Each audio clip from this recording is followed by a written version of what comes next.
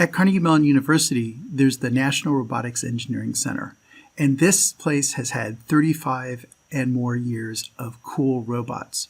You can see a timeline in the picture.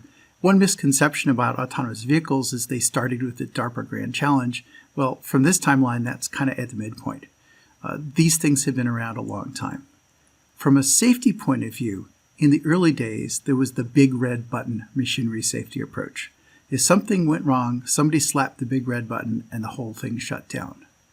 Over time, that became less and less viable as the systems became more complex and the operating conditions became more difficult to control with just a stop button.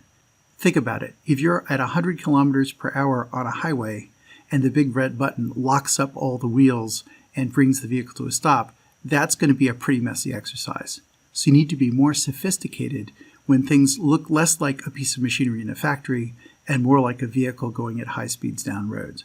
Well, how do you do that? Well, you need to transition from machinery safety to software safety.